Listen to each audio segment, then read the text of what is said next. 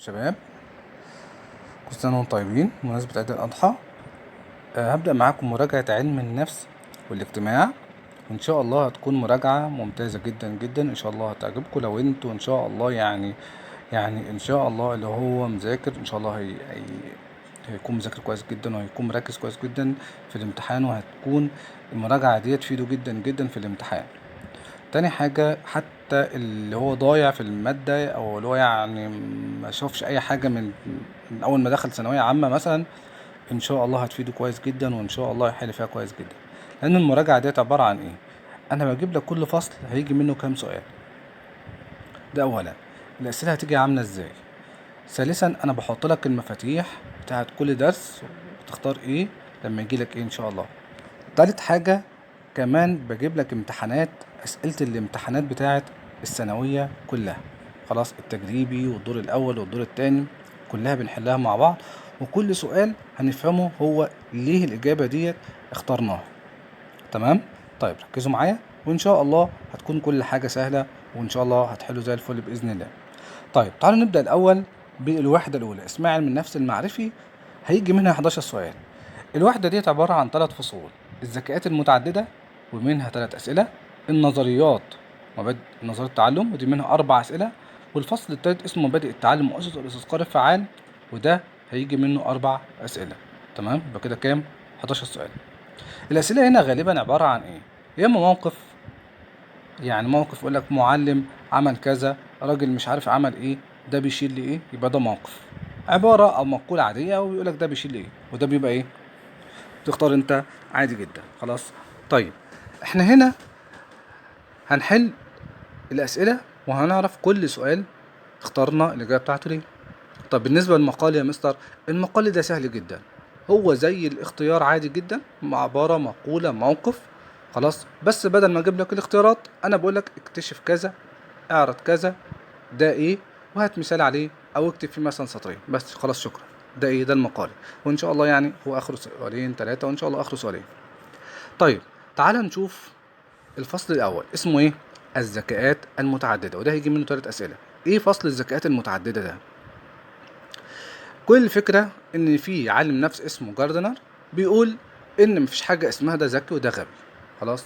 كل واحد مننا بيتميز في حاجات معينة. خلاص؟ طيب دي اسمها قدرات.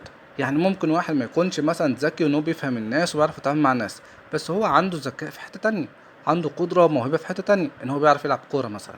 خلاص؟ أو بيعرف يعزف على الآلة. فده هو دي اسمها قدرات. طيب تعالوا نخش في الموضوع على طول. اولا تعالوا نشوف الاسئله عباره عن ايه. الاسئله عباره عن اكتشاف ذكاء، تنميه ذكاء، خصائص ذكاء.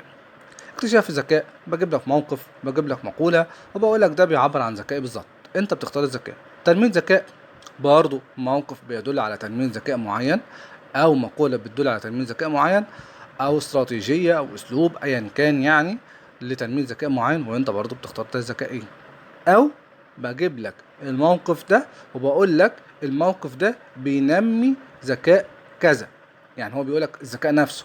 خلاص، وبيقول لك بقى دي انهي طريقه من طرق التنميه، وانت بتحددها، ودي ان شاء الله هنفهمها سهله جدا.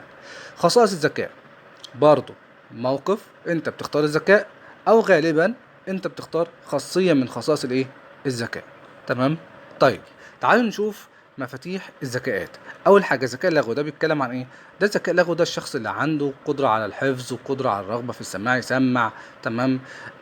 بيحفظ نصوص، بيحفظ كلمات، بيحفظ شعر. عنده طلاقه لباقه. بيعرف يصيغ العبارات البلاغيه. تمام. بيعرف يحل كلمات متقاطعه شويه. عنده مثلا قدرة على دحض الحجة بالحجة، يعني يعرف يرد على الناس كده، واللي هي اسمها قصف الجبهات كده باللغة الشعر بتاعتنا. الطلاقة في الحديث زي ما احنا اتكلمنا. طيب تعالوا نشوف الذكاء الرياضي المنطقي. بص بقى، الذكاء الرياضي المنطقي ده يعني في حاجات كذا حاجة كده اعرفها: إدراك علاقات، إدراك العلاقة بين الأسباب والنتائج، ربط المعطيات بالمطلوب، ربط الأسباب بالنتائج. طالما في إدراك علاقات ما بين الأمور كده يبقى ده ذكاء منطقي رياضي. خلاص. طيب إيه تاني؟ استدلال، استنتاج، حساب، ذكاء منطقي رياضي. خلاص. تجارب علميه، مش تجارب اللي هو واحد مثلا انا بجرب موبايل كده واشوفه مثلا حلو ولا وحش، لا، تجارب علميه، يعني احط ماده على ماده، خلاص، تجارب كيميائيه، تجارب فيزيائيه، تجارب علميه، كل ديت ايه؟ عمليات القياس، اللي هي القياس المنطقي. كل العرب احرار، كل المصريين عرب. ده اسمه ايه؟ عمليات القياس المنطقي. خلاص، بيصنف ويرتب. تمام، ده اسمه ايه؟ برضه ذكاء منطقي رياضي. خلاص. الذكاء البصري، على طول الذكاء البصري غالبا كده ركز في حتة الخيال. أي موقف يعبر عن التخيل والخيال فده ذكاء بصري مكاني. تاني حاجة، الذكاء البصري المكاني، الفنون البصرية التعبيرية، تصميم النماذج والمجسمات. بيحب يصمم نماذج مجسم، خلاص، زي الناس المهندسين. يحب يركب حاجات ويبني الأشياء، زي تركيب زي المكعبات كده اللي بيعملوها الأطفال. متاهات، بينسق ألوان، يصمم صفحات، تفسير خرائط. خلي بالك كمان الذكاء البصري المكاني بيتقال عليه الذكاء الفراغي. يعني ذكاء فراغي او بصري مكاني. برضه اللي عنده ذكاء بصري مكاني بيبقى عنده قدره على ادراك الابعاد والمساحات. يبقى ادراك الابعاد والمساحات والفنون كل دي ذكاء بصري مكاني. فركز في الاتنين دول كويس جدا، الذكاء البصري المكاني والذكاء المنطقي الرياضي. تمام، الاتنين دول يعني فيهم تفاصيل كتير. فخلي بالك الذكاء البصري المكاني شخص عنده قدره على الابعاد والمساحات، يدرك الابعاد. طب يعني يدرك البعد، ده 2 متر دي 3 متر، عنده قدره على الابعاد. طيب قدره بقى على يحسب، ده 2 في 2 في 3 في 4، يبقى ده ذكاء منطقي ايه؟ رياضي. تمام كده. الذكاء اللي بعده الجسم الحركي، اي نشاط بيتحرك كتير. خلاص، شخص يعني كده بتاع فرهده يعني. تمام. طيب بيتحرك كتير، عنده نشاط، يحب يتحرك باستمرار، يحب يمثل ادوار. تمام. يلعب الادوار، فك وتركيب، تآزر. خلاص، التآزر ده هو يعني اللي هو تكاتف العضلات مع بعضها البعض علشان يعرف يأدي حركة معينة كده. خلاص، المرونة، توازن، كل الحاجات دي كلها بتتكلم عن الذكاء الجسمي الحركي. خلاص. طيب الذكاء الموسيقي، لو قلنا تذوق الكلمات يبقى ده ذكاء ايه؟ موسيقي. احساس بالكلمات ده ذكاء موسيقي. خلاص، اي حاجة فيها بقى ايقاع، الحان، اصوات، اداء اصوات، كل ده ذكاء ايه؟ موسيقي.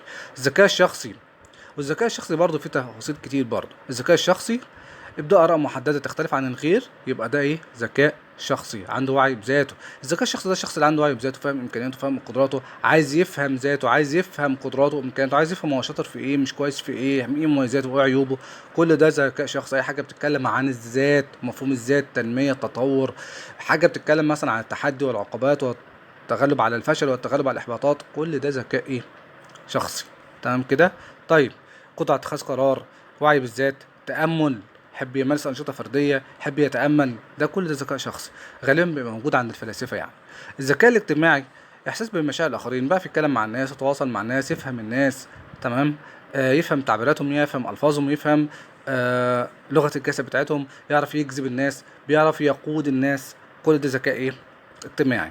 يبقى أكتر حاجة مليانة فيها تفاصيل شوية الذكاء الشخصي، الذكاء الرياضي المنطقي، الذكاء البصري المكاني. تمام. طيب تعالوا بقى نشوف خص على الأسئلة. أول سؤال معانا التجريبي الأول 2021 بيتكلم عن، بيقول تخيل إنك معلم. بص الأسئلة عبارة عن إيه؟ كلها مواقف. تخيل إنك معلم داخل الصف الدراسي وتريد أن تصنف طلابك حسب الذكاء. إيه المؤشرات اللي تتخذها علشان تكتشف الذكاء البصري عند طلابك؟ أنهي مؤشر من دول هتكتشف الذكاء البصري من خلاله؟ خلاص. احساس بمشاعر الاخرين، لا ده ذكاء اجتماعي. ايقاع، ده ذكاء موسيقي. علاقات، علاقات بين الاسباب والنتائج، ده ذكاء منطقي رياضي. طبعا لسه قايل لك الخيال، اي حاجه بتتكلم عن الخيال ده يبقى ده ذكاء ايه؟ بصري مكاني. تعالوا نشوف التجريبي الاول 2021. قام احد المعلمين بمسابقه بين طلابه، حيث يستخدم الطلاب الملقاط لينقل به 150 حبة رز من طبق لطبق آخر. يعني عمل مسابقة ويشوف مين اللي يعرف ينقل 150 حبة رز بالملقاط ده. المهم اللي هو عايز ايه؟ ده ذكاء ايه؟ واحد بيمسك الملقاط بصوابعه وعنده قدرة التحكم الفظيعة ان هو لا، يبقى ده ذكاء حركي واضح. تعالوا نشوف السؤال اللي بعده. يقول شولر ابذل قصارى جهدك وابدأ صغيرا ولكن فكر على مستوى كبير. طيب بصوا، اي مقولة كده عبارة فيها ان هو اتعب وفكر كبيرا وانضج صغيرا ومش عارف ايه، وان هو ازاي يعني بيعتبر كده نصايح ان انت ازاي تنمي نفسك وتطور نفسك وازاي تحقق اهدافك والكلام ده كله، على طول ده ذكاء ايه؟ شخصي. تمام. فكر على مستوى كبير، اجتاز العواقب، استثمر كل طاقتك. تمام. اعمل اللي عليك، فكر، ما تشغلش بالك مش عارف بحاجات تانية، كل ده ايه؟ ذكاء شخصي. طيب التجريب التاني، السؤال اللي بعده وهو قام احد الطلاب المتميزين بكلية الطب في جميع السنوات الدراسية بتحويل جدران الكلية إلى لوحات فنية معبرة عن تخصص. طيب لوحات فنية، احنا اتكلمنا فنون تعبيرية ولوحات فنية، يبقى ده ذكاء بصري. بس هو هنا بيقول لك يدل الموقف السابق على أن هذا الطالب يتمتع بنوعين من الذكاءات، يبقى بصري وحاجة تانية. احنا عندنا اختيارين اهو، بصري وشخصي، بصري وايه واجتماعي. هو بيقول لك بيعبر عن تخصصه، مفيش هنا اجتماعي. خلاص، هو بيتكلم عن تخصصه، يبقى شخص بيعبر عن حاجته هو، حاجة تخصه هو، يبقى ده ايه؟ ذكاء شخصي، بصري وشخصي. نيجي بقى على التجريب التاني 2021. أحضر أحد الآباء سجلات وجرايد وقسم منها صور أشخاص وصور أماكن وأشياء، ورسم دايرتين كبيرتين متقاطعتين، وطلب من طفله أن يلصق الصور المتشابهة في منطقة التقاطع بين الدايرتين، والبقية مما ليس بينها تشابه في الجزء الباقي منين؟ من الدايرة. يلخص الموقف السابق أحد أساليب تنمية إيه؟ هنا الأب عايز ينمي إيه؟ مش الأب اللي عنده ذكائي، لا، الأب عايز ينمي ذكائي عند طفل. ده عايز يخليه يدرك العلاقات والتشابهات اللي ما بين الأشياء، يبقى ده ذكاء إيه؟ منطقي رياضي. تمام، برافو عليكم. التاني اللي بعده، التجريب التاني لمصر 2021. يقول دانييل جولمان أن الجمع بين الموهبة والقدرة على المثابرة في وجه الفشل هو الذي يؤدي إلى النجاح. وشير القول السابق لا من خصائص الذكاء الشخصي. تمام، هو هنا بقى جاب لك خصائص معينة للذكاء الشخصي، بس خلي بالك مش كل الاختيارات بتبقى عبارة عن خصائص لنفس الذكاء اللي بيطلبه. يعني هو ساعات بيسهل عليك وبيجيب لك خصائص لذكاء تاني، مثلا زي العلاقة الطلاقة في الحديث، حديث ده يعني ذكاء لغوي. تقبل الآخر ده ذكاء اجتماعي. يبقى يعتبر ما فيش عندنا غير اختيارين اهو، انت كده حذفت الاجابتين، ما عندكش غير اختيارين، تأمل باطني ووعي بالذات. تعال بقى نشوف السؤال تاني. الجمع بين الموهبة والقدرة على المصابرة في وجه الفشل. يبقى تقدر انت عارف موهبتك، وازاي تعرف ان انت الموهبة مش معناه ان انت فشلت يبقى انت كده خلاص انت انسان ما عندكش موهبة، لا، انت لازم تحاول مرة والتانية، يبقى ده اسمه وعي ايه بالذات وما فيهاش تأمل باطني. طيب نيجي بقى للسؤال اللي بعده. الدور الأول مصر 2021. تخيل أنك معلم داخل الصف الدراسي وتريد أن تصنف طلابك حسب الذكاءات. أي من المؤشرات التالية تتخذها لاكتشاف الذكاء الإيه؟ الموسيقي. طيب تعالوا نشوف كده المؤشرات دي إيه. وصف الأشياء بشيء من الخيال، الخيال ده بصري مش موسيقي. الحفظ ورغبة في السماع، لا، الحفظ ده ذكاء لغوي مش موسيقي. تذوق الكلمات، تذوق الكلمات دي ذكاء ايه؟ موسيقى. ابداء اراء محدده مختلفه عن غير، لا، دي ذكاء شخصي. تمام كده. طيب نخش في السؤال اللي بعده. الدور الاول مصر 2021. طلب احد المعلمين من احد طلابه انه يسجل حوارا له مع الشخصيه التي كان يرغب ان تلعب دورا في حياته، مبينا لها احلامه التي حققها واحلامه التي يسعى نحو تحقيقها والاحلام التي خفق فيها. يمثل الموقف الحياتي السابق احدى طرق تنميه الذكاء الشخصي. ايه هو السؤال ده؟ حلو جدا. بيجيب لك هنا بقى قالك موقف اهوت. خلي بالك هو جاب لك الاربع طرق تنمية فعلا بتوع الذكاء الشخصي، تمام، بس مش كلهم. خلاص، التفكير في الاهداف ديت تعتبر يعني من الخصائص، بس عامة يعني تعتبر كلهم عادي يمشي ان هما طرق تنمية. بس هي الفكرة كلها نشوف العبارة بيتكلم عن ايه. بيقول لك بيسجل حواره والكلام ده كله مع الشخصية. هو بيقول ايه بقى؟ بتبين انها احلامك اللي انت حققتها، ومش اللي انت حققتها واللي انت خفقت فيها، وهكذا. يبقى انت كده بتسجل النجاحات والتعثرات، دي موجودة من احد طرق تنمية الذكاء الايه؟ الشخصي. طب الدور الاول المصري، الدور الاول مصر عفوا 2021. لقد عكف آه وباري ماكيجان، ده راجل رياضي او بتاع ملاكمه يعني ومصارعه وحاجه زي كده، بكل صبر ومصابره على رفع قدراته العضليه والجسميه المنافسه على حلبة الملاكمه. ولكن عندما اتجه للعمل في مجال التعليق التلفزيوني بعد اعتزاله حلبة الملاكمة، اتجه لرفع قدرات أخرى لكي يكون معلقا متميزا. ايه من الذكاءات اللي عايز ينميها؟ ايه هو خلاص، هو مش خلاص عمل اللي عليه في حوار الملاكمة والمصارعة والكلام ده كله في مجال الجسم الحركي. ما تقولش بقى ده جسم حركي، لا، ده هو عايز يخش مجال التلفزيون ويعلم يعني يتكلم، يبقى عنده طلاقة يعرف يتكلم، يبقى ده ايه؟ ذكاء لغوي. تعالوا نشوف الدور الثاني مصر 2021. يرجع الفضل لمارسا ماير في المظهر الفريد المتميز لشاشة جوجل الرئيسية، والتي كانت ترتبط بالأحداث المميزة والأعياد، وحصلت على العديد من الجوائز واللواسم قبل أن تنتقل لشركة ياهو عام 2012. يعني الاستاذه مرسى ميري عملت ايه؟ خلت مثلا لما تفتح موقع جوجل يعني يشوف لو انت عيد الاضحى يجيب لك صوره الخروف ومش عارف ايه وبلالين والكلام ده كله، يعني صور تعبيريه كده على شاشه جوجل الرئيسيه بتعبر عن المناسبات المختلفه. تمام. الست دي كده متميزه في ايه بالظبط؟ استنتج من الفقره السابقه احدى خصائص الذكاء البصري، هو قال لك دي ذكاء بصري خلاص. طيب ايه بقى الذكاء من خصائص الذكاء البصري اللي بيدل على الذكاء البصري؟ عمليات القياس، لا القياس ده بتاع ايه؟ ذكاء منطقي رياضي. تصورات ذهنيه ذاتيه، اي حاجه ذاتيه دي ذكاء شخصي. العاب فرديه، لا العاب فرديه دي ذكاء برضو شخصي. خلاص. مفيش غير الفنون البصريه والتعبيريه واضحه خالص اللي بتعبر عن الذكاء البصري. وده سؤال سهل. تعالوا نشوف السؤال اللي بعده. الدور الثاني لمصر 2021 بيقول لك صف نفسك. كلمة صف نفسك ده اسلوب تربوي استخدمه احد الاباء مع طفل، حيث طلب منه انه يكتب حروف اسمه ويكتب امام كل حرف صفة او جملة بتعبر عن شيء مميز فيه. خلاص. ثم يناقش الوالد الطفل في هذه الصفات لمعرفة اسبابها وطرق اكتسابها ومزاياها واثارها على الطفل. طبعا ده واضح خالص ان الاب عايز ينمي ذكاء عند مين؟ ذكاء ايه عند الطفل؟ ذكاء شخص. عايز يعرفه او يخليه يبقى عنده وعي انا شاطر في ايه ومش شاطر في ايه، عنده مميزات ايه وعنده عيوب ايه. يبقى ده كله ده ذكاء ايه شخصي. طيب الدور الثاني عند مصر. الدور الثاني مصر 2021. تخيل انك معلم داخل الصف الدراسي وتريد تصنف طلابك حسب الذكاءات اي المؤشرات التاليه تتخذها لاكتشاف الذكاء الرياضي المنطقي. خلي بالك الرياضي يعني منطقي مش الذكاء الجسمي الحركي. ما تشوفش كلمه رياضي فيجي في دماغك جسمي حركي اللي هو يعني الرياضه اللي هي الالعاب الرياضيه زي الكره والسله والكلام ده كله، لا.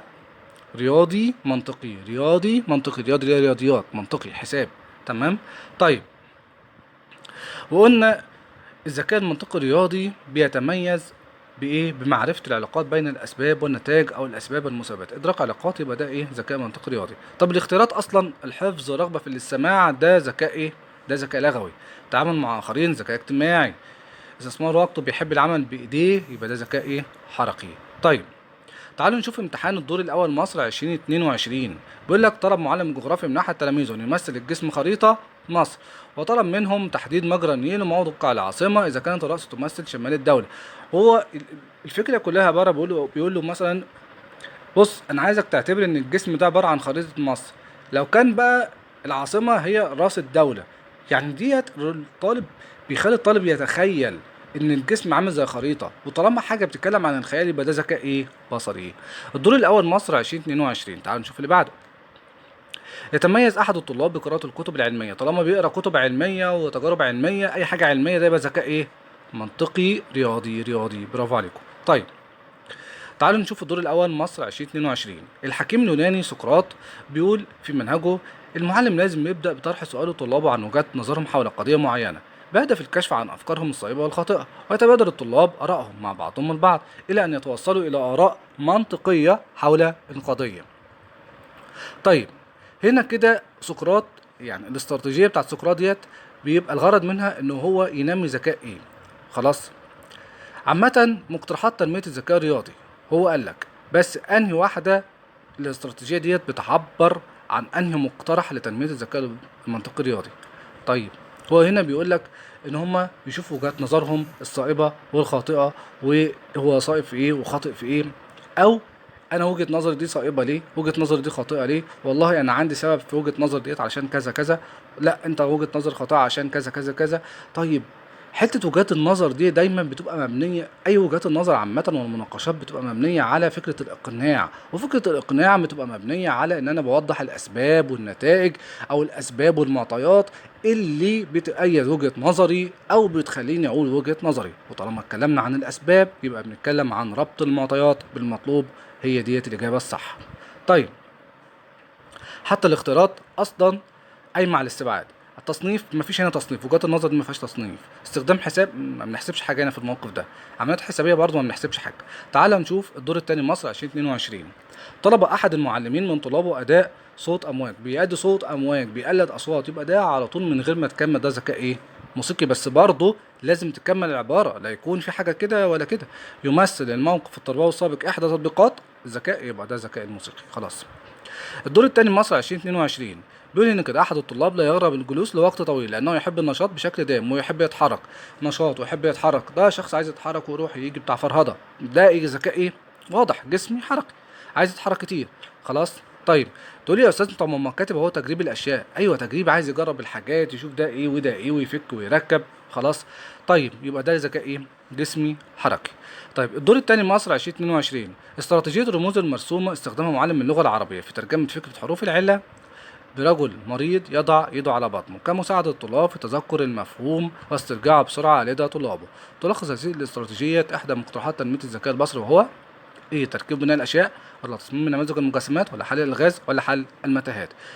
الموقف بيقول إن المعلم جاب يعني حاجة زي لغز كده مثلا بيحله. اللي هو اللغز عبارة عن إيه؟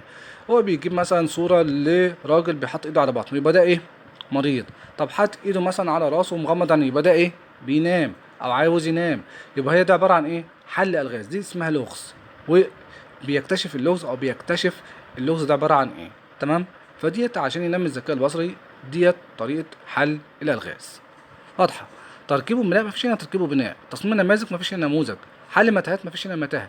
المتاهه دي يا شباب اللي هي بتبقى زي مثلا مربعات كده وخطوط كتيره ومقفله ومفتوحه، دي اسمها المتاهه. تمام. طيب تعالوا نشوف أسئلة التجريبي بقى. تجريبي 2023، يرغب أحد زملائك في قراءة الملصقات، ولديه القدرة على إعادة صياغة المسائل اللفظية فيها، الرغبة في المناقشة والحوار مع المعلم، نقاش وحوار ومسائل لفظية. كلمة لفظية واضحة خالص، كلمة أي حاجة لفظية بتدل على الذكاء الإيه؟ اللغوي. طيب تعالوا نشوف تجريب 23. بيقول لك بيعتمد بمبرمجي الحاسبات الآلية على عمليات الاستدلالية. عمليات استدلالية مبرمجي الحاسبات، يعني مش شرط حتى كلمة عمليات استدلالية، هي كلمة البرمجة على طول، يعني على طول ذكاء منطقي رياضي. خلاص. البرمجة بتوع المبرمجين دول حسابات وذكاء منطقي رياضي واستدلالات واستنتاجات على طول. خلاص. اما بتوع مصممين بقى الفوتوشوب والفيديوهات، يبقى ده ذكاء بصري. بتوع البرمجة يعني قسم التكنولوجيا يعني كده، بتوع البرمجة ده ذكاء منطقي رياضي. بتوع الفوتوشوب والفيديوهات دول كده ذكاء ايه؟ ذكاء بصري مكاني. طيب تعالوا نشوف التجريبي 2023. طلب احد القاده من جنوده انتظار بانه مراقب خارجي، ويراقب افكاره ومشاعره وحالاته المزاجيه، ويلاحظ انماط السلوكيه التي تبدو عليه كالغضب والقلق، تاكيد الذات الى اخره، وهكذا. خلي بالك في فكره ايه؟ تاكيد الذات وهكذا. تمام. طيب كيف يتعامل مع كل نمط منها، وكتابة تقرير بذلك وتسليمه إياه. يعني القائد طلب من جندي من الجنود، بيقول له أنا عايزك تبقى عامل زي المراقب كده، شوف كده سلوكياتي وشوف أنا بتصرف إزاي وبغضب إزاي وأنا بعمل إيه وما بعملش إيه. الراجل هنا عايز يكتشف نفسه ويعرف نفسه. خلاص. هو حلو في ايه وحش في ايه، ده طبعا عايز يكتشف نفسه، هو ذكاء شخصي. وحتى هو بيقول لك الموقف ده بيعبر عن احدى استراتيجيات تنميه الذكاء الشخصي. عايز يعرف نفسه اكيد، فهو اعرف نفسك. تفكير في الاهداف لا طبعا. تسجيل احداث لا طبعا. ممارسه الانشطه الفرديه. تقول لي طيب ما هو كتاب التقرير، لا يا باشا ده مش تقرير اللي هو يسجل الاحداث. بنتكلم عن تسجيل الاحداث اللي هو بيقول انا عملت كذا وعملت كذا ورحت كذا وجبت كذا واشتريت كذا، دي اسمها تسجيل احداث. انما هو بيعمل تقرير عن اللي هو شافه واللي هو لاحظه عن كل حاجه، وحش في ايه وحلو في ايه وغضبه في ايه ومميزاته في ايه وعيوبه في ايه. ده اسمه ايه؟ تقرير، عشان يعرف نفسه كويس. طيب لحد هنا كده خلصنا الفصل الاول اللي هو الذكاء. ان شاء الله نخش على الفصل الثاني، ولو عجبكم يا ريت تشتركوا في القناه في اليوتيوب وتشوفوا بقيه المراجعات وتشوفوا بقيه الفيديوهات وتوروا لاصحابكم وشيروا الفيديو. ان شاء الله يكون امتحانكم سهل باذن الله. الفصل ده هيجي منه 4 اسئله. الفصل ده كبير شويه، فيه رغي كتير. تمام. ال4 اسئله هيجي منهم سؤالين على نظريه، يعني يجيب لك موقف او مقوله وتختار منه النظريه. دي نظرية تعلم بالمحاولة والخطأ، ولا فهم واستبصار، ولا تجهيز ومعالجة المعلومات، ولا الشرط الكلاسيكي. وسؤالين على القوانين بتاعت كل نظرية، تدعيم ولا تمرين ولا أثر ولا استرجاع ولا تعلم سلبي. طيب الفصل ده عشان فيه رغي كتير هنحاول نبسطه ونلخصه كده في أمور بسيطة. طيب الفصل ده اسمه نظرية التعلم.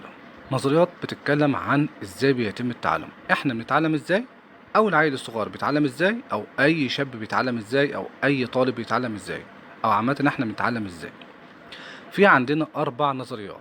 في الاول خالص التعلم الشرط الكلاسيكي، ده بتاع عالم اسمه وافلوف. التعلم هنا بيقوم على الترابط والإقتران بين المثيرات، خلاص، زي تفسير خوف من شيء او علاج شيء. التعلم الشرط الكلاسيكي ده بمعناه ايه، او ايه بيدور حوالين ايه؟ التعلم الشرط الكلاسيكي ده احنا ممكن نلاحظه في مواقف حياتنا العاديه. العيل الصغير مثلا لما بيتكرر قدامه كذا موقف، مثلا لو الدكتور كتب له على حقنة ان هو ياخد الحقنة دي مثلا مرة في اليوم لمدة 3 ايام، فالتلات ايام بيجيله طالب او يجيله دكتور، الدكتور لابس بلطو ابيض وبيديله حقن. تمام، العيل الصغير في كل مرة بيشوف الدكتور بيديله الحقن فيعيط، دكتور الحقن فيعيط. فهو انا كده ربط ما بين حاجتين، ما بين الدكتور اللي لابس بلطو ابيض او اي حد لابس بلطو ابيض، وما بين الايه، الحقنة. هي استجابته الطبيعية بالبكاء من الحقنة، خلاص. بس لما الامر اتكرر في مثيرين عنده، والحقنة والبلطو الابيض مربوطين ببعض، فبقى بعد كده يشوف اي حد لابس بلطو ابيض بعد كده ايه، يعيط. احنا كده عندنا 4 مفاهيم يعتبر: مثير طبيعي وهي الحقنة، مثير شرطي مرتبط بالمثير الطبيعي وهو البلطو الأبيض، وفي استجابة طبيعية اللي هي البكاء لما بياخد الحقنة، وفي استجابة شرطية لمجرد بس ما بيشوف أي بلطو أبيض فبيعيط، فدي اسمها استجابة إيه، شرطية.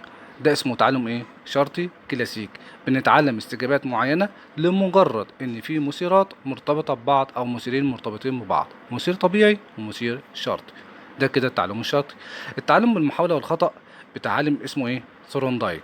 تعلم بنسميه الربط والانتقاء، بيعتمد على تحت الفرصة، التنافس الزمني، النشاط والممارسة والتدريب والتكرار، تجارب الفشل لتحقيق النجاح. بنعمل محاولات كتيرة، بعد كده بنزيل الاستجابات الفاشلة وبنثبت الاستجابات الناجحة. طيب النظرية دي بتتكلم عن إيه؟ اسمها محاولة وخطأ. ده بالظبط كده لما كنت بتتعلم العجلة وانت صغير، تركب العجلة مرة والتانية تقع، مرة والتانية تقع، لحد ما في مرة تصدف معاك تتعلم الاستجابة الصح، تكررها 1 2 3 لحد خلاص ما اتعلمت.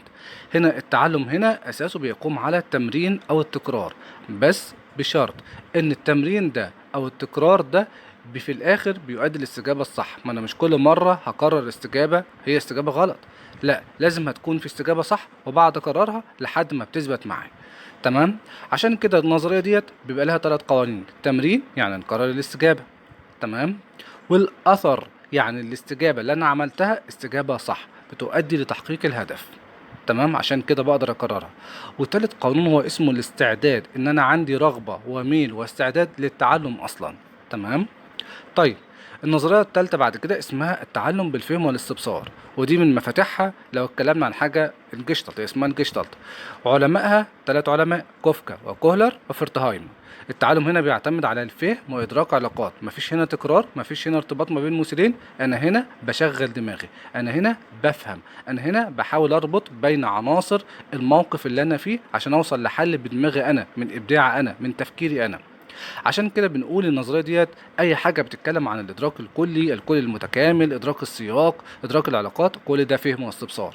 تامل الموقف، تامل الموقف اللي انا فيه، ادراك فجائي، خلاص، الحل الفجائي، الحل بالالهام، يجي لي الهام بالحل، كل ده ادراك، تعلم بالفهم والاستبصار، تمام.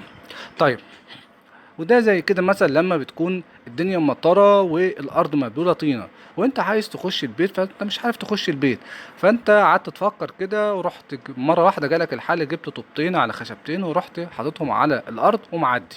هنا الحل بيجي لك مره واحده، بس بعد ما بتكون قاعد فتره تفكر وتدرك العلاقات ما بين العناصر. والنظريه الرابعه اسمها تجهيز ومعالجه الايه، المعلومات، وديت نظريه بتاعت عالم اسمه نورمان، بتقوم على استقبال المعلومات وتخزينها، الاحتفاظ بها في الذاكره، استدعائها عند الحاجه اليها، اداء جيد، تطبيق عملي اللي احنا اتعلمناه، حفظ معلومات وتطبيق اللي احنا بنتعلمه، بنربط الماده بالواقع والحياه اليوميه. كل ديت مفاتيح خاصه بنظريه التجهيز ومعالجه المعلومات. والنظريه ديت بتقوم على ايه او فكرتها ايه، بتقول ان احنا اي حاجة بنتعلمها عبارة عن معلومات. المعلومات ديت بتمر ب4 مراحل: استقبال، بنستقبلها من خلال الحواس، سواء بنسمعها او بنشوفها او بنشمها او بنلمسها. بعد كده بنخش في عملية تانية اسمها الترميز، يعني كل حاجة بنستقبلها بيبقى ليها دلالة عندنا. يعني ايه؟ يعني الريحة ديت دي ريحة كذا، دي ريحة ورد، دي ريحة فل، دي ريحة ياسمين، الكلمة دي معناها كذا، المشهد ده او اللون ده معناه كذا. كل حاجة ليها معنى وليها دلالة في دماغنا، ودي اسمها عملية الترميز. طيب بعد كده بنخش في الجزء العملية الثالثة، وهي الايه، الاحتفاظ، حفظنا المعلومات ديت بمعانيها او بدلالاتها. خلاص، وبعد كده بنسترجعها وقت الحاجة اليها. تمام. فانت لو دخلت مطعم على سبيل المثال، المطعم ده طلبت منه اكلة جديدة، عرض عليك المنيو وانت طلبت اكلة جديدة، الاكلة ديت جبتها دقتها، ليها طعم ليها ريحة. خلاص. طيب، كل حاجة ليها دلالة في دماغك.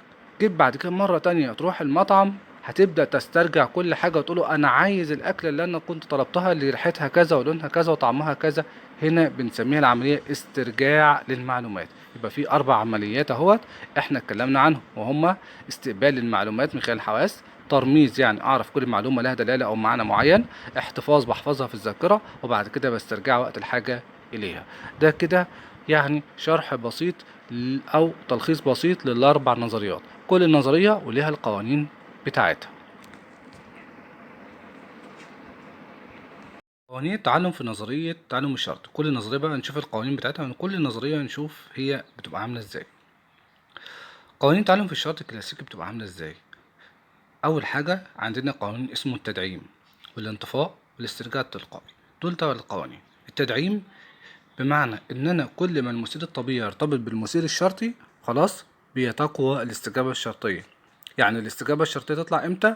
لما المثير الطبيعي يقترن بالمثير الايه الشرطي. ده قانون ايه؟ تدعيم. يعني في اقتران، خلاص، في ارتباط بين مثيرين، من مثير طبيعي ومثير ايه شرطي، اللي هو الحقنة والبلطو زي ما احنا اتفقنا كده. تمام. طيب، الانطفاء وهو ان انا اقدم يبقى في مثير شرطي من غير مثير طبيعي يجعل الاستجابه تتضاءل تدريجيا. خلاص. يعني ايه؟ يعني ايه الانطفاء؟ يعني الطفل ما عادش هيعيط او استجابته بالبكاء هتقل لما كل مره هيشوف فيها البلطو من غير ايه، من غير ما يكون في حقن.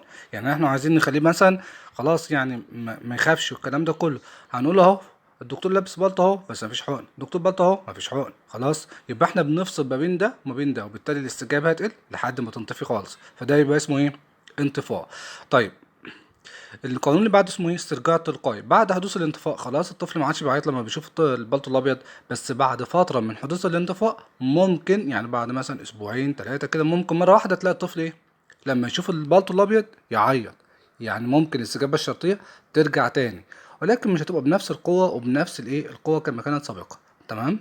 دي اسمه ايه؟ استرجاع تلقائي. يعني في معاوده، في ايه؟ معاوده، في رجوع تاني للايه؟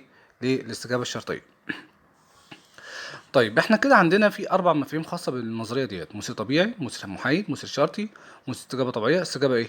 شرطية. المثير الطبيعي اللي احنا عارفينه اللي هو الحقنة، خلاص، بيبقى هو ده المثير العادي اللي بيطلع الاستجابة الطبيعية. المثير المحايد اللي هو المثير لا تنشأ عنه أي استجابة، يعني مثلا نقول البلطو الأبيض أو الدكتور من غير ما يبقى فيه أي ارتباط ما بينه وبين الحقنة، بس بعد ما ارتبط بيه الطفل بدأ يشوف ده مع ده، خلاص أصبح المثير المحايد أصبح مثير ايه؟ شرطي. يبقى هو المثير الغير طبيعي او المثير المحايد او المثير الجديد، خلاص، بتنشأ عنه استجابة ايه؟ شرطية متعلمة مكتسبة. الاستجابة الطبيعية اللي بتطلع للمثير الطبيعي عادي جدا هي استجابة فطرية، استجابة تلقائية عادية جدا. يعني مثلا الجوع، طبعا استجابتنا بالجوع لما بنجوع، او استجابتنا بالاكل عند الجوع، خلاص، لنا تناول الطعام عند الجوع، شربنا المية عند شرب العطش، دي كلها استجابات طبيعية وتلقائية.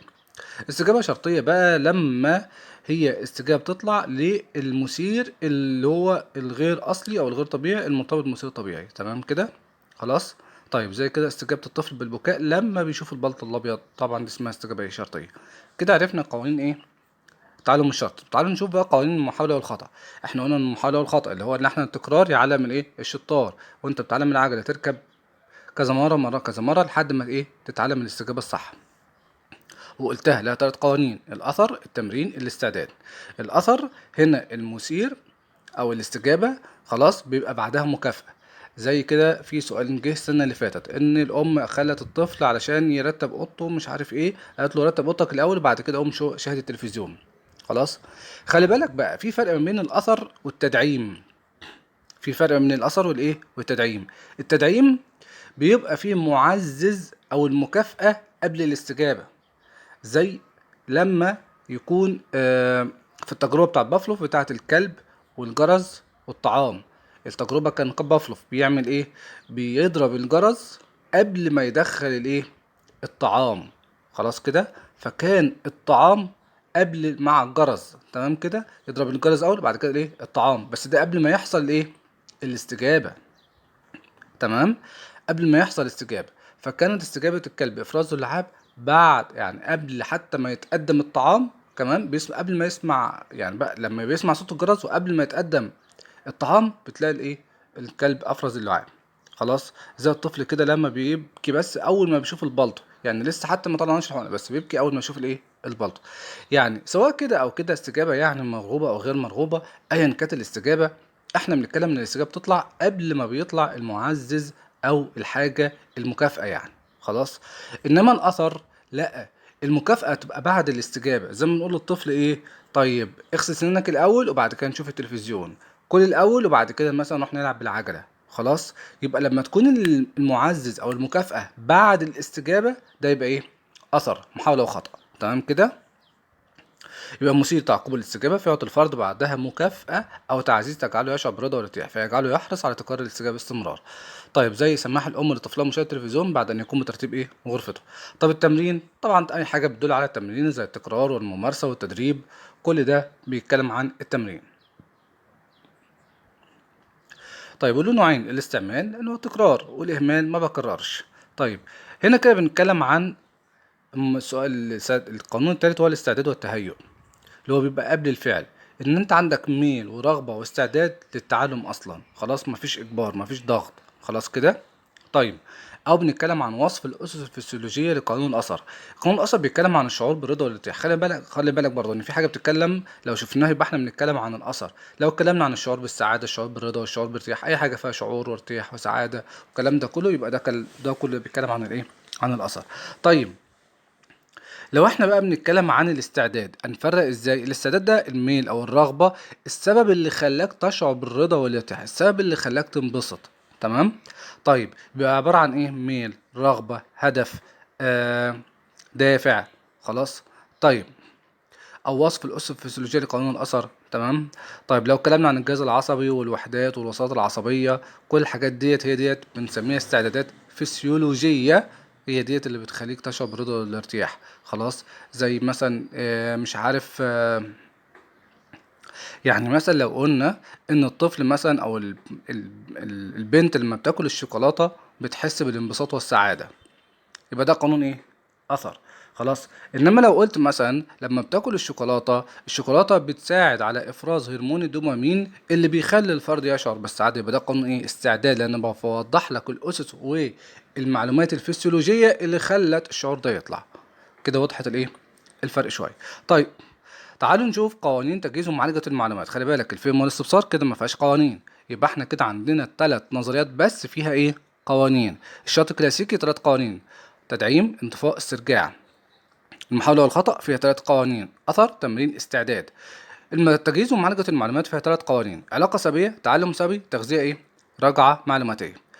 ايه الفرق؟ علاقة سببية لما بندرك العلاقة ما بين الفعل والنتيجة. خلاص، التعلم السببي تكرار الافعال التي لها علاقه بالنتائج المرغوبه. بص بقى، هو غالبا يعني غالبا هيبقى القوانين اللي يبقى عليها اسئله يا التعلم السببي يا اما تغذيه راجعه، لان العلاقه السببيه تقريبا مشابهه شويه للتعلم السببي. فالتعلم السببي والتغذيه الراجعه، ايه التعلم السببي؟ ان انا بعمل الاستجابه عشان تحقق النتائج المرغوبه، يعني مثلا انا بحب اشرب القهوه علشان بتساعدني على التركيز، وبحب مثلا انام بالليل عشان انا بحب اصحى بدري مثلا واخلص شغلي بدري. يبقى انا بميل لتلقاء الاستجابات اللي بتحقق نتائج ايه مرغوبه، او ببعد عن استجابات بتسبب لي نتائج غير مرغوبه، يعني انا ما بحبش اعمل حاجه معينه علشان مثلا هتضر صحتي. التغذيه راجعه، وهنا بقى بزود المعلومات، بزود المتعلم بمعلومات عن مستواه مثلا او اداؤه التعليمي او ادائه. خلاص. بص، التغذية الراجعة ديت اللي هي عبارة عن التقييم، أي حاجة خاصة بالتقييم والتقويم وتقييم الأداء، ده كل ده تغذية راجعة معلوماتية. تصحيح تعديل السلوك تعديل المعلومة، كل ده تغذية راجعة إيه معلوماتية. خلاص، يبقى احنا بنتكلم عن تغذية راجعة معلوماتية لو اتكلمنا عن تقييم، معلومات عن مستوى الأداء، معلومات عشان تساعده في تثبيت الأداء، تعديل تصحيح الأخطاء تصحيح المسار، كل ده بنتكلم عن تغذية راجعة إيه المعلوماتية. لو اتكلمنا عن تقييم، كل ده تغذية راجعة إيه معلوماتية. خلاص، أو اتكلمنا عن التعلم مرتبط بالواقع، برضه تغذية راجعة معلوماتية. خلاص. طيب يبقى ده اسمه إيه تغذية راجعة معلوماتية، ال3 قوانين بتوع تجهيز ومعالجة المعلومات. تعالوا نبص بصه بقى على الاسئله ونشوف الاسئله بتيجي ازاي في النظريات. الامتحانات التجريبيه بيقول ان يقول روجر فيتس: ليس التعلم أن تحفظ الحقائق عن ظهر قلب، بل أن تعرف ماذا تفعل بها. يعني مرتبطة بالواقع وتطبقها. تفعل بها يعني إيه؟ تطبقها. وإحنا قلنا أي حاجة بتتكلم عن المعلومات وتطبيق المعلومات يبقى ده إيه؟ تجهيز ومعالجة الإيه؟ المعلومات. طيب التجريب التاني أو يعني الامتحان اللي بعده، السؤال اللي بعده: ترويض الحيوانات في السيرك كتعلم الدب أن يرقص عند سماع الموسيقى. بص بقى، أي موقف فيه كده بقى إن أنا بعلم حيوان معين إنه يعمل كذا، انا بعلمه يعمل كذا، يبقى انت كده ما تخرجش غير عن نظريتين: يا اما تعلم شرط كلاسيكي، يا اما تعلم محاوله وخطا. لان في الغالب بعلم الحيوانات، يعني انا كشخص بني ادم بعلم الحيوان، يبقى انا لازم هعلمه بطريقتين. خلاص، بعلمه بطريقه ديت، وهي ايه؟ ان انا يعني لو سمعت كلمه ترويض تعويد، يبقى انا هعلمه بطريقتين: يا اما اتعلم الشرط الكلاسيكي بربط المصريين ببعض علشان يتعلم استجابه، يا اما بخليه يتعود على حاجه معينه خلاص علشان خاطر يتعلم الاستجابه ديت. وغالبا معظم المواقف اللي ممكن تجيلك في الامتحانات هتبقى زي ترويض وتعويد الحيوانات في السيرك والكلام ده كله. معظم يعني المواقف بتاعت السيرك ديت بتبقى تعلم شرط كلاسيكي. تمام. طيب هو اصلا قالك تعلم شرط كلاسيكي، بس هي الفكره ان احنا نحدد بقى ده فين مثير شرطي وفين مثير طبيعي، فين بقى استجابه شرطيه وفين استجابه طبيعيه. طيب بيقول لك ان ترويض الحيوانات في السيرك تعلم الدب ان يرقص عند سماع الموسيقى. بدأ الدرب يبدأ المدرب بوضع لوحة معدنية ساخنة تحت قدميه، فيقوم المدرب برفع قدميه، الدب قصدي برفع قدميه واحدة بعد الأخرى لتجنب حركة اللوحة التي تلسعه. في هذه الأثناء تعزف الموسيقى، وعند تكرار الموقف عدة مرات يرفع الدب قدميه على تتالي بمجرد سماعه الموسيقى. تجسد عبارة وفي هذه الأثناء تعزف الموسيقى. خلاص. طيب في حتة وفي هذه الأثناء تعزف الموسيقى. خلاص. طيب هو بيقول لك بيحط اللوحة المعدنية، يعني لوحة معدنية كده ساخنة. خلاص. لما يجي يحط رجله على اللوحة الساخنة فيتعمل موسيقى معينة. تمام. خلاص. كلمة وفي هذه الأثناء، هو لسه الدب ما ربطش، يبقى كده أصبحت إيه؟ مثير محايد. خلاص. هو كده الدب هيرفع إيده بس أو رجله بس لما يلاقي الحرارة بتاعت الإيه؟ بتاعت الصفيحة الساخنة دي. تمام. انما بعد كده احنا بنتكلم في هذه الاثناء. انما لو قال وبعدها، بعد عزف الموسيقى، خلاص لما بيجي يرفع الدب مثلا الموسيقى بعدها بقى، لو كلامنا بعدها وهو بيرفع رجله لما سمع الموسيقى، يبقى كده اصبحت الموسيقى مثير ايه؟ شرط. ان هو بيتكلم وفي هذه الاثناء، فهي لسه مثير محايد. طيب التجريب الثاني بيقول هنا: ينصح أحد الطالبين المعلم بأن يقوم ببناء مواقف اختيارية غير مهددة لطلابه، بحيث لا توضع لها درجات، وتكون من النوع الذي يمكن الطلبة الإجابة عليها بالشكل الصحيح، من أجل بناء الثقة عندهم بأنفسهم والتغلب على القلق من الامتحانات. تعكس النصيحة السابقة إحدى تطبيقات التربوية نظرية تعلم النشاط الكلاسيكي، وهي إيه بالظبط؟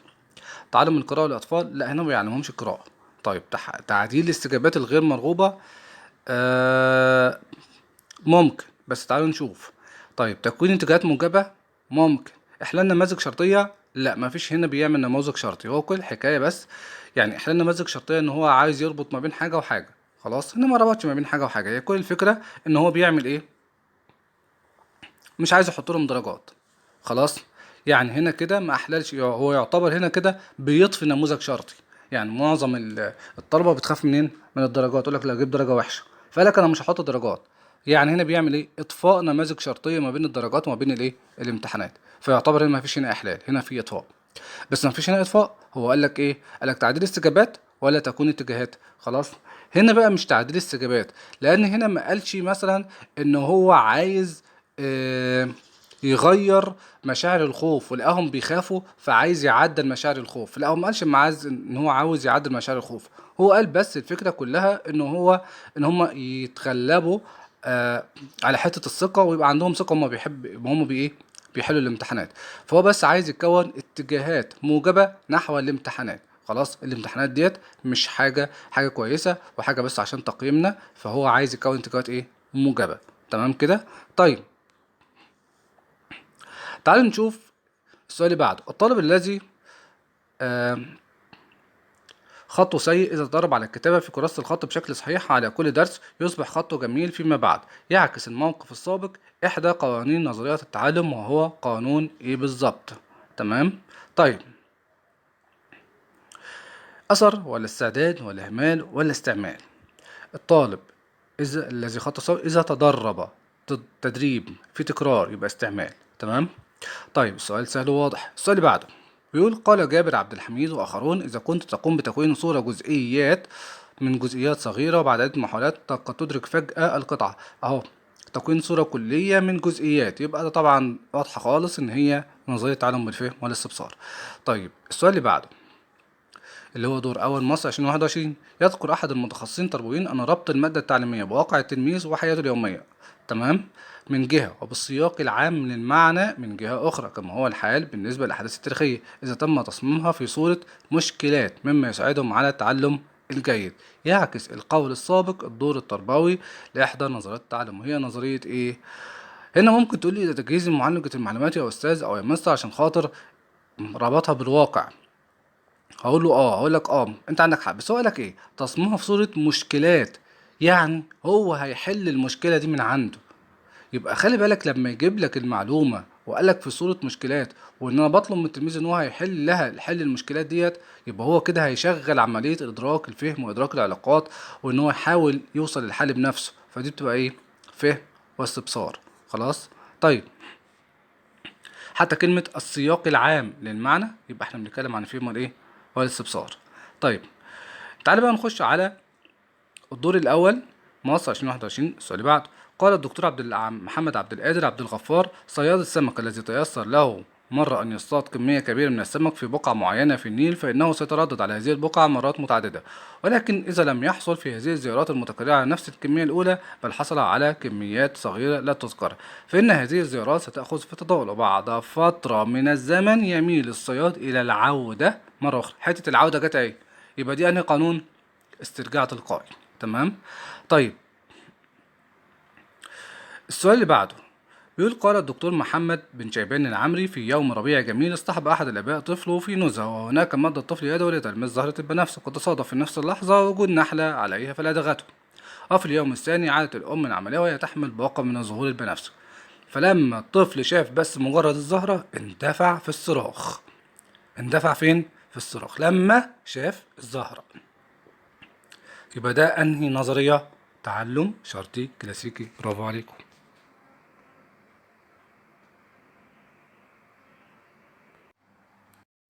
طيب السؤال اللي بعده بيقول يتخذ علماء النفس المعاصر منحنى في دراسة تعلم الذاكرة البشرية بتناول دراسة العمليات التي يستخدمها الكائن البشري في استقبال المعلومات الخارجية وتخزينها والاحتفاظ بها واستدعائها عند الحاجة إليها.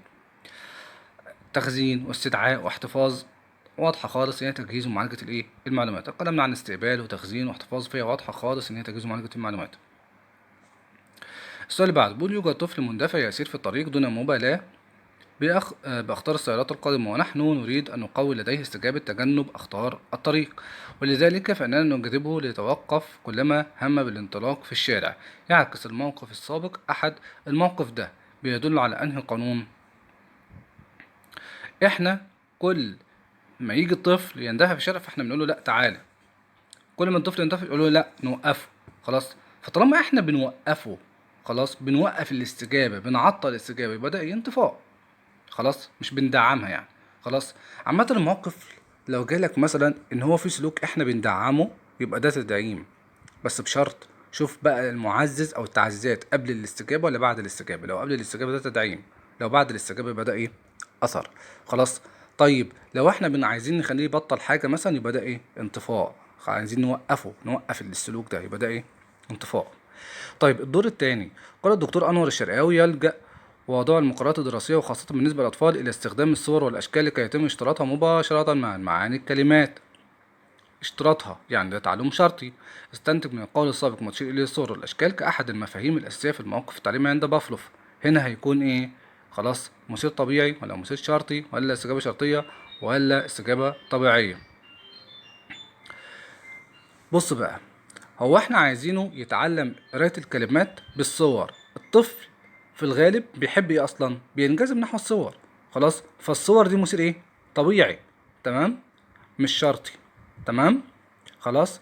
زي بالظبط كده مثلا طفل عايزين نعوده يمسك المعلقه وهو بياكل، فنجيب له معلقه كده شكلها حلو كده مثلا عليها صوره حلوه وشكلها لطيف كده وشكلها كده جذاب.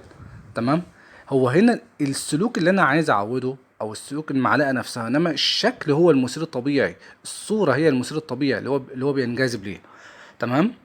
طيب نيجي بقى للدور الاول مصر 2022. عندما كانت الام تشاهد تلفزيون معها طفلها دون الثانية من عمره، إذ بصرخة فجائية الصراخ فيما بعد بمجرد رؤية جهاز تنبعث منه، مما جعل الطفل ينتقص فزعا ويبدأ في الصراخ فيما بعد بمجرد رؤية جهاز التلفزيون. بمجرد رؤية جهاز الايه؟ التلفزيون.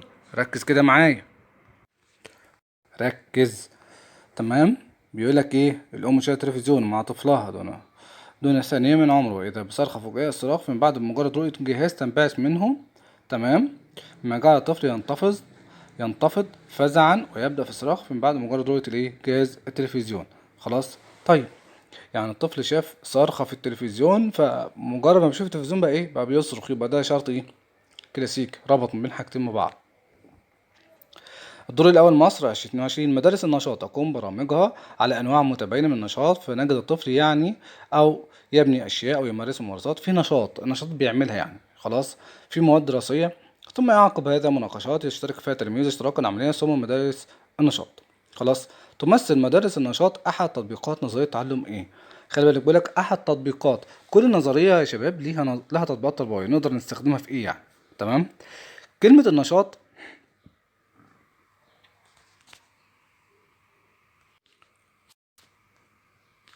النشاط ده بيعملوه ليه؟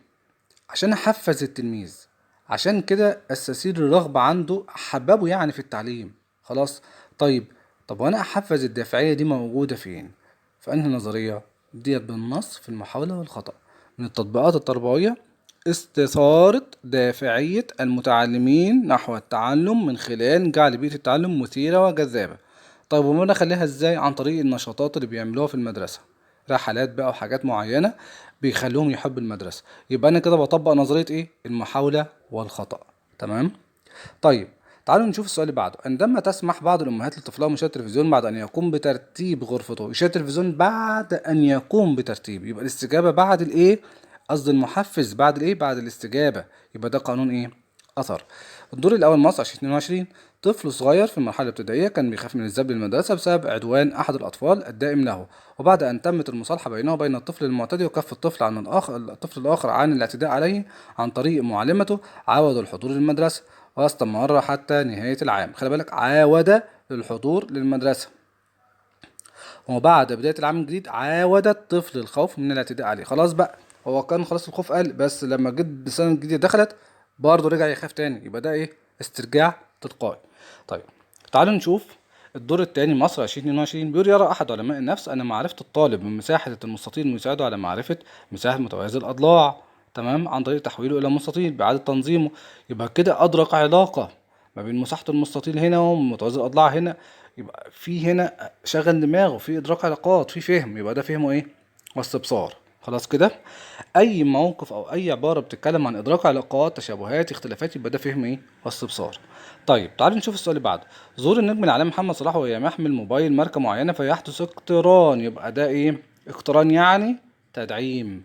طالما حصل اقتران، اشتراط، ارتباط، يبقى ده قانون التدعيم. خلاص. طيب الاعلانات عامه لما بيكون مثلا نجم معين او ممثل مشهور او ايا كان، ان هو بيستخدم منتج معين زي كريستيانو رونالدو لشامبو مش عارف ايه، او كريستيانو رونالدو بيستخدم مش عارف ايه، كل ده علشان اعمل ايه؟ اربط ما بين ده وما بين ده. يبقى ده قانون ايه؟ التدعيم او نظريه تعلم الشات الكلاسيكي. طيب الدور الثاني مصر 2022. قال احد علماء النفس من اجل النتائج المرغوب فيها، نتائج مرغوب فيها على طول. كلمة نتائج مرغوب فيها يبقى ده قانون ايه؟ تعلم سببي. خلاص. تعلم سببي دي قوانين تجهيز ومعالجة المعلومات. طالما قالك نتائج مرغوب فيها او غير مرغوب فيها، شفت كلمة نتائج مرغوبة وغير مرغوبة، يبقى ده تعلم سببي وانت مغمض. طيب السؤال اللي بعده. يرى بعض علماء النفس التربوي أن هناك بعض الأشياء في البيئة يمكننا إدراكها وتركيز الانتباه عليها، وهذا يتوقف على الخصائص الفيزيائية لتلك الأشياء مثل اللون والحجم والشكل والحركة، مما يساعد على وضعها في ذاكرة المدى الطويل. بيقول لك هنا استخلص من الرأي السابق إحدى عمليات تجهيز ومعالجة المعلومات. خلي بالك بقى إن إحنا ممكن، خلي بالك هنا بقى، ممكن يشيلك سؤال على نظرية أو سؤال على قانون ويحط لك الحاجات دي، الاربع عمليات دول: استقبال، تخزين، ترميز، استرجاع. عفوا استرجاع. طيب في كمان خصائص التعلم بالفهم والاستبصار، خلي بالك منها برضو، ممكن يكون فيها سؤال، بس غالبا هو العمليات دي. هو بيقول لك هنا بعض الاشياء في البيئه يمكننا ادراكها وتركيز الانتباه عليها، وإذا توقف على الخصائص الفيزيقيه لتلك الاشياء مثل اللون والحجم والشكل والحركه. خلاص، يعني اللون ده بيدل على ايه، والحجم ده معناه ايه، والشكل والحركه دي بتدل على ايه. خلاص، هو بيتكلم عن ايه يمكننا ادراكها، وكلمه ادراك بتدل على الترميز. خلاص كده، يبقى الادراك والانتباه بتدل على ايه، على الترميز. طيب الاحتفاظ بتدل على التخزين. خلاص، هو قال لك طب ما تقول لي، قلت لي يا مستر ان هو يعني، طب ما قال لك ذاكرة المدى طويل اهو، يبقى دي تخزين اهو او استرجاع. ماشي، هو بيقول لك بيساعد على وضعها، بيساعد على وضعها. ما هو ايه اللي بيساعد على وضع اي معلومة في الذاكرة؟ هو الترميز، الادراك، الفهم. خلاص، كل ده معنى الترميز. تمام كده. طيب يبقى لو ان اي عبارة بتتكلم عن الادراك، الفهم، اعطاء معاني، اعطاء دلالة، يبقى احنا بنتكلم عن ايه، عن الترميز. خلاص، بيساعد على وضعها في الذاكرة، يبقى ده ايه، ترميز. طيب تعال نشوف السؤال، الأسئلة بتاعة امتحان التجريبي، 4 أسئلة أهو في تجريبي 2023. خلاص، وخلي بالك من الأسئلة ديت، لأن ممكن على زيها كده أو على إثرها يجي الامتحان في الفصل ده. بيقول لك تعاون طلاب الفصل جميعا على نظافته، فقامت إدارة المدرسة مكافأتهم. يبقى هنا المكافأة بعد الإيه؟ بعد الاستجاب، يبقى ده إيه؟ قانون أثر. خلاص كده عرفنا. طيب تجريبي 2023 تؤكد دراسات النفسية أن التعلم مبني على المعنى يدوم، لذلك يجب ربط ما يتعلمه الطالب بخبراته السابقة، وأن تأمين المعارف الجديدة إلى الأمور الحسية التي يدرسها الطالب وترتبط بالواقع. طيب هنا بقى تجهيز ومعالجة المعلومات. طب يا مستر، طب ما في كان واحد تاني ربطه بالواقع وقلت لي فهم استبصار، بس خلي بالك، قلت لك ساعتها كان في مشكله حطها في صوره مشكلات، يعني هو هيحل المشكله، يعني هيشغل دماغه، يعني في فهم واستبصار. هنا ما فيش مشكله. خلاص، ده بيقول لك ان يستخدم فيها النماذج الحقيقيه للاشياء المجسده، يعني هنا بيربط كل حاجه بالواقع، بيركز على الواقع فقط. خلاص، وان تميل المعارف كتير للامور الحسيه اللي بيدرسها الطالب، اي معرفه وضحها له قدامه بشكل مجسد، بشكل مش عارف، في نماذج معينه بيشوفها قدامه في الواقع، يبقى دوت تجهيز ومعالجه الايه، المعلومات. طيب تجريبي 2023 قام احد المعالجين النفسيين باستخدام الموسيقى المحببه لدى الطفل لعلاجه من خوف القطط أثناء اللعب بألعابه، ثم بعد فترة أضاف لعبة جديدة دمية على هيئة قطة، وتوجس الطفل منها في بدء الأمر، ثم بعد ذلك اقترب منها وبدأ يلعب بيها، ثم أدخل القطة قطة جميلة، فبدأ الطفل يتعامل معها. خلي بالك بقى، السؤال هنا بيقولك هنا ايه ده، قوانين ايه؟ طبعا هنا بيربط ما بين ده وما بين ده، فبيعمل اقتران ما بين ده وما بين مثير ومثير. خلاص، طيب يعني عايز هنا يعمل اقتران ما بين القطة وما بين ايه، ما بين الموسيقى المحببة، فعمل الموسيقى المحببة مع القطة، عمل هنا اقتران، يبقى هنا تدعيم. بس انا اللي عايز تخلي بالك منه، ان ممكن يجيب لك نفس السؤال ده، وده متوقع، بس على تطبيقات تربوية. خلاص، في سؤال فات على تطبيقات تربويه، قال لك تكوين انتاجات موجبه ولا تعديل استجابات، ولا تعليم القراءه والكتابه، ولا تفسير ردود افعال انفعاليه. فنفس الكلام، خلي بالك هنا هيبقى تعديل استجابات غير مرغوبه. خلاص، هي لو جالك السؤال ده اهو بتاع قام احد المعلمين النفسيين باستخدام موسيقى محببه عشان يعالج خوف القطط، عشان يعالج الخوف، يبقى ده ايه، تعديل استجابات مرغوبه. طالما جبت الموقف وفيه علاج خوف، علاج حاجات معينة زي الخوف، علاج الخوف، يبقى ده ايه، تعديل استجابات مرغوبة. انما التاني السؤال اللي فات ده كان قالك عشان ابني الثقة، يبقى ده تكوين اتجاهات ايه، موجبة. خلاص، طيب ما كانش قالك عشان اعالج الخوف. خلاص، هو فكرة ان انا اتغلب على القلق، بس هو الفكرة الاساسية في بناء الثقة. تمام. طيب تجريبي بقى 2023 بيقول يرى احد علماء النفس ان في المرحله الاولى لتعلم مهاره معينه تكون استجابات الفرد مشتته، تكون استجابات الفرد مشتته وغير منتظمه، ينقصها تناسق، وعن طريق التدريب الصحيح. طالما تدريب متناقص الاستجابات الضروريه واستجابات الصح هو اللي بيصر بيختارها، يبقى ده محاوله وايه وخطا، او ممكن نسمي التعلم بالانتقاء والربط، لو بدل يعني الاختيارات بدل محاوله وخطا تبقى اسمها انتقاء وربط. طيب كده احنا خلصنا الفصل الثاني بتاع علم النفس نظرية التعلم. يا رب يكون مفيد لكم ان شاء الله. ما تنسوش تشتركوا في القناة بتاعتي على اليوتيوب علشان تشوفوا بقية المراجعات وتستفيدوا منها افضل استفادة. طيب نخش بقى في الفصل الثالث، وهو مبادئ التعلم واسس الاستذكار الفعال. ده هيجي كام منه سؤال يا مستر؟ 4 اسئلة. خلاص، طيب سؤالين عن مبادئ التعلم، وسؤالين عن أسس الاستذكار. مبادئ التعلم دول 5: دافعية وتعزيز وممارسة ودور إيجابي للمتعلم، انتقال موجب للتعلم أو قابلية للانتقال تمام. دول كده إيه؟ 5. وفي أسس الاستذكار الفعال 5: تركيز الانتباه، زيادة الرغبة في الاستذكار، مشاركة نشطة، قراءة جيدة. هم 4 عفوا مش 5. خلاص. طيب تعالوا نشوف الفصل الثالث، مبادئ التعلم أسس الاستذكار الفعال هيكون عامل ازاي. قلنا السؤالين في مبادئ التعلم وسؤالين في أسس الاستذكار الفعال. الأسئلة كالعادة موقف أو مقولة، هو غالبا يعني بيكون موقف. خلاص. وانت بتستنتج ده مبدأ ايه بالظبط او ايه من أسس الاستذكار الفعال. خلاص. طيب تعالوا نشوف الأسئلة تكون عاملة ازاي. تمام.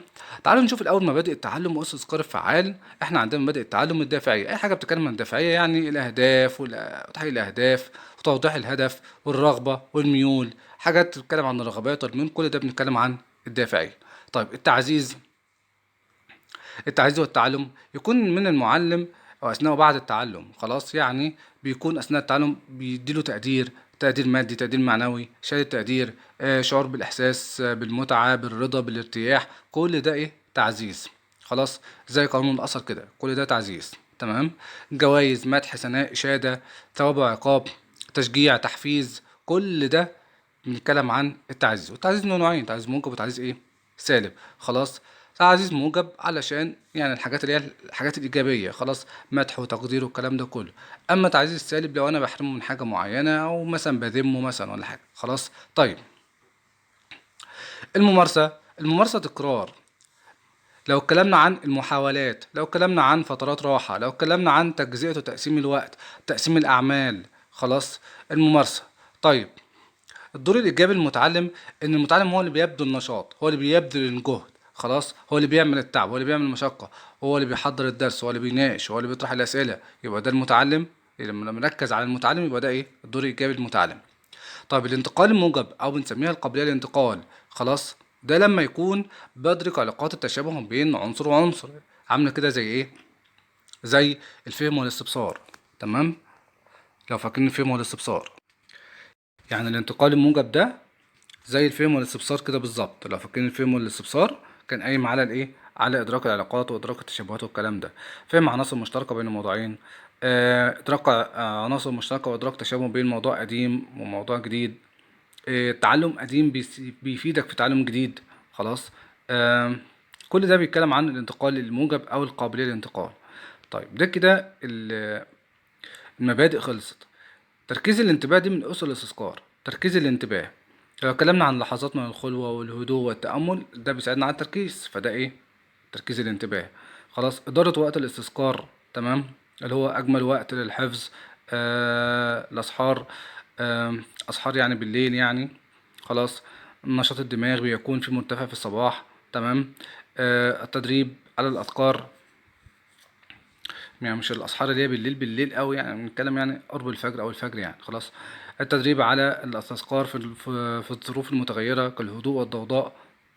آم، طيب فاحنا بنتكلم يعني خلي بالك تركيز الانتباه بيعتمد على عدة مبادئ: ان انت بتنظم وقت الاستذكار، بتخصص مكان للاستذكار، بتتخلص من المشكلات النفسيه. تمام. آه، بتت بتنقي وقت، بتنقي مكان، بتحاول ان انت تتدرب على الاستذكار في ظروف متغيرة. كل ديت بنتكلم عن تركيز الانتباه. خلي بالك ان احنا هنا برضو ممكن يبدلك الاختيارات، بدل تركيز الانتباه يقولك ادارة وقت الاستذكار، بدل تركيز الانتباه يقولك تنوع بيئة الاستذكار، اللي هو يعني ان انت بتخصص مكان الاستذكار. زيادة الرغبة ترتبط بمبدأ الدافعية، التنافس الذاتي.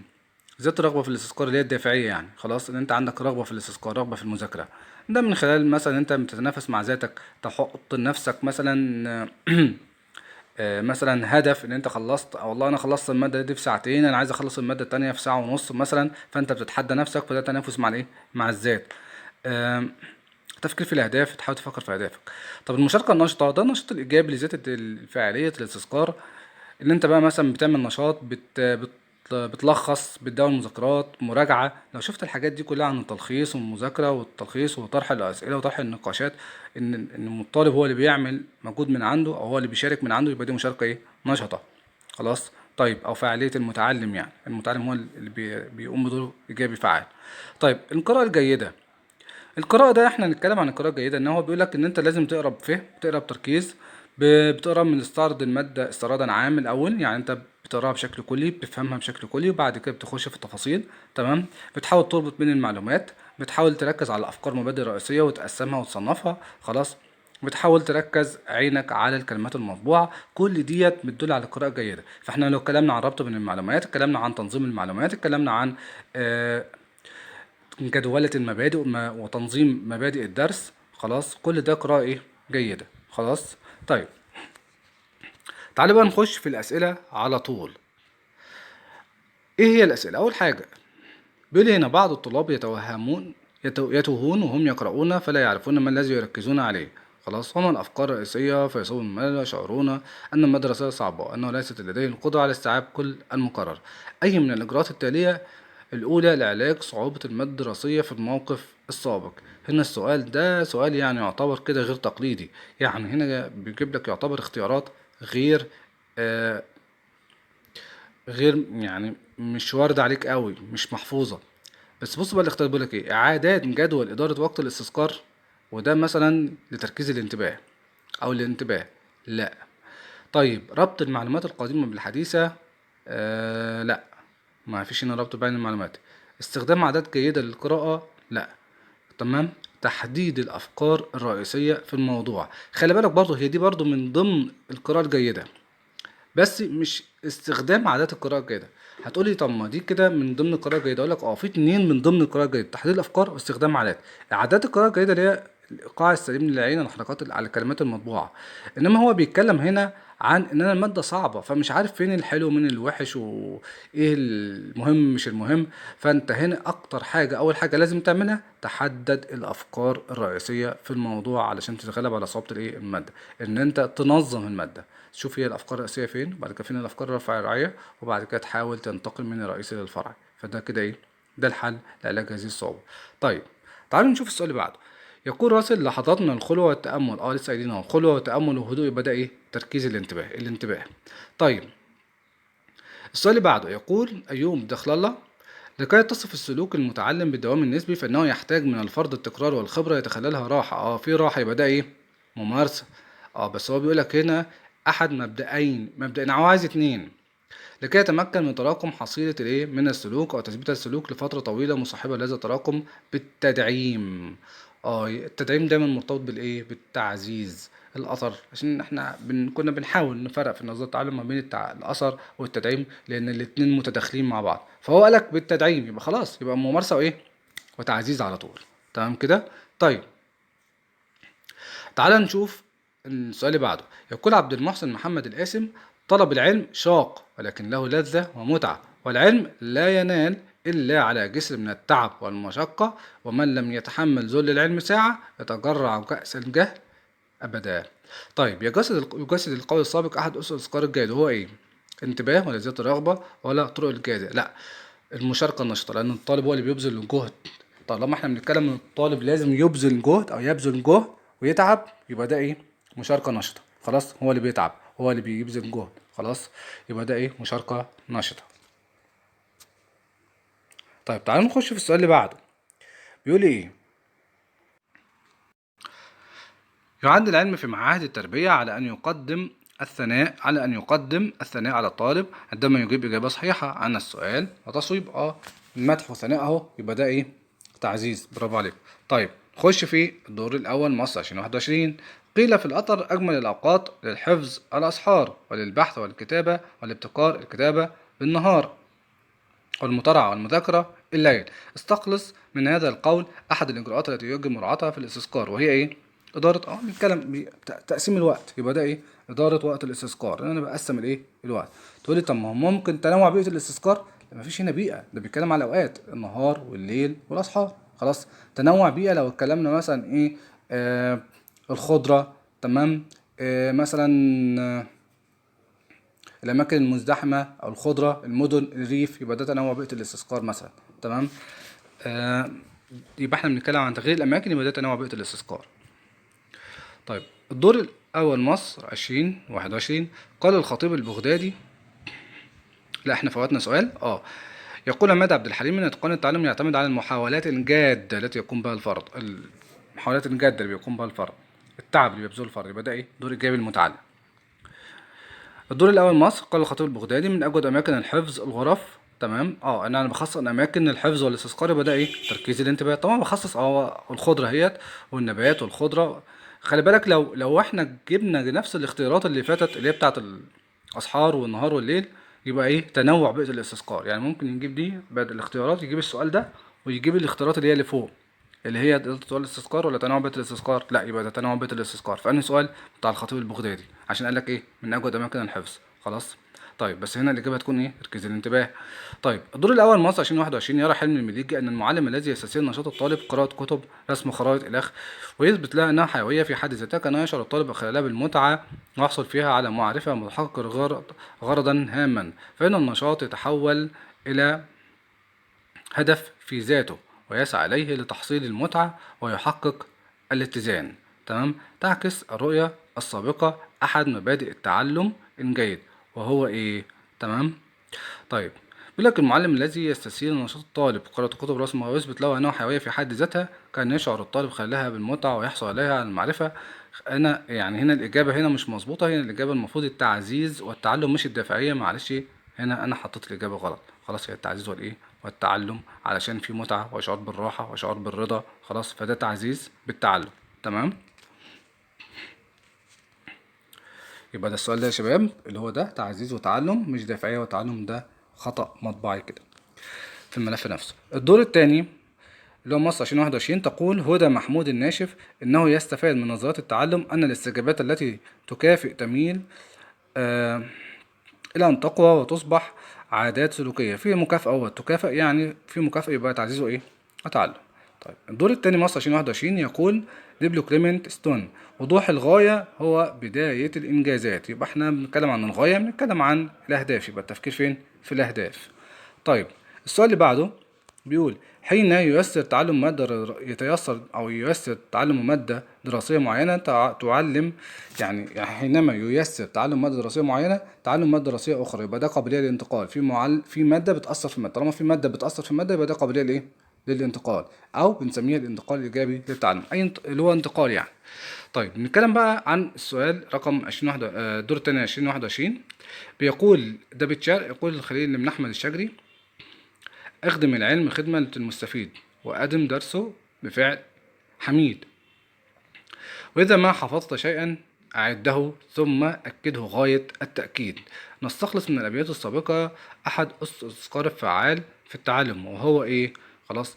هنا بيتكلم بيقولك يعني أنت ابذل جهد. تمام. يعني بيقولك ابذل جهد، اخدم العلم خدمة المستفيد. خلاص. وأتم درسه بفعل حميد، وأدم درسه عفوا بفعل حميد. خلاص. وإذا ما حفظت شيئا أعده ثم أكده غاية التأكيد. يعني أنت بتبذل هنا جهد. المعنى بيقولك أنت كده بتبذل جهد في التعلم، يعني هنا لازم يكون عندك مشاركة نشطة. طيب الدور الأول مصر 2022. يؤكد بعض علماء التربية أن زيادة استعداد الطالب للمذاكرة وزيادة التركيز يتطلب التخطيط لما يفعله أثناء جلسة الاستذكار، وأن يفكر لما سوف يفعله وما يحتاج إليه، وأن نتخلص من الاحتياجات الشخصية والعوائق النفسية، وأن يسأل ماذا سيجري في جلسة الاستذكار. هنا بيتكلم برضو إن الطالب هو اللي لازم يبذل جهد ويسأل ويطرح الأسئلة والكلام ده كله. كل ده بنسميه إيه؟ مشاركة نشطة. الطالب هو اللي عمال يعمل كل حاجة. خلاص. طيب السؤال اللي بعده الدور الأول مصر 2022. أكدت إحدى الدراسات النفسية أن المعلم الذي يضع قدرات طلاب وصفاتهم البيولوجية في ملاحظته عندما يعطي الذين يمثلون المستويات الدنيا كميات أكبر من الممارسة قد تؤدي نتائج طيبة ترفع مستوى ذكائهم لديهم. تعكس الدراسة السابقة أحد مبادئ الممارسة المجدية، وهي إيه بالظبط؟ أن الراحة طويلة ولا راحة قصيرة ولا فروق فردية ولا بذل الجهد. هنا بيتكلم عن الممارسة. مبدأ الممارسة بيتكلم عن ايه يا شباب؟ ان يكون في راحة ونقسم الأعمال، بس في حتة برضه هي في الفروق الفردية. وهي يعني ايه فروق فردية؟ ان ان لما كل فرد يقسم الأعمال ويقسم الراحة، بتبقى ديت عملية بتتبع الفروق الفردية. يعني مثلا واحد شاطر في الرياضيات، فالرياضيات مثلا بالنسبة له سهل، خلاص، فأنا هاخد فيها وقت طويل. تمام. طيب او هاخد في وقت قصير ايا كان، المهم ان انا بالنسبه لي ده سهل. فواحد يقول لك لا الرياضه بالنسبه لي صعبه، خلاص، فانا مش عايز اطول فيها عشان ما ملش، عشان ما ازهقش، عشان ما اتعقدش، تمام، فانا خصص لها وقت قصير، تمام. طيب فدي بتبقى على حسب ايه؟ الفروق الفرديه. طيب هنا بيقولك بقى ان المعلم بيراعي الحته دي مستويات الطلاب، فطالما بيراعي مستويات الطلاب يبقى هو بيراعي الايه؟ الفروق الفرديه بين الطلاب. طيب نيجي بقى السؤال اللي بعده، يقول احد الحكماء: يا بني، إذا أقدمت على أداء المهام الكبيرة وشعرت بفتور من ممارستك الأولية وانخفضت قدراتك، فاقرأ الفوائد التي ستجنيها من أداء هذه المهام. خلاص، يبقى أنت بتفكر فين؟ في الأهداف. خلاص، إن أنت كده بتفكر في الفوائد اللي أنت هتجنيها، يبقى أنت كده بتفكر في الأهداف عشان ترفع الرغبة في الاستذكار. تمام، التفكير في الأهداف اللي هي الدافعية، الرغبة في الاستذكار. الدور الثاني مصر 2022 بيقول: يرى بعض علماء التربية أن مهارة عمل الملاحظات من المهارات الضرورية. بص بقى، طالما اتكلمنا عن عمل ملاحظات، مش عارف، تسجيل محاضرة، تسجيل حاجات معينة، كل دي كلها مشاركة نشطة. خلاص، إن الطالب هو اللي بيسجل ملاحظات، بيسجل مدوناته، بيسجل ملخصاته، يبقى كل ده إيه؟ مشاركة نشطة.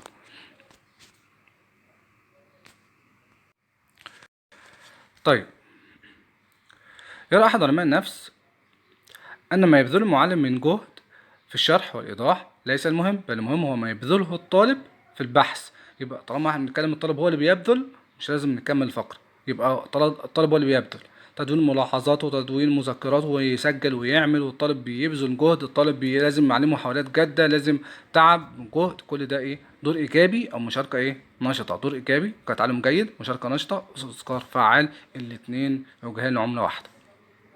بس الدور الايجابي للمتعلم ده مبادئ التعلم الجيد، مشاركة نشطة، إذكار فعال، بس الاتنين نفس المفاتيح بتاعتهم. طيب، الدور الثاني مصر 2022 يقول مصطفى السباعي: ألا ينمو العقل إلا بثلاث: إدامة التفكير، مطالعة كتب المفكرين، واليقظة ولتجارب الحياة. نستخلص من القول السابق اتنين من أسس القرار الفعال. تمام، هو بيقول لك إدامة التفكير ومطالعة كتب المفكرين واليقظة لتجارب الحياة.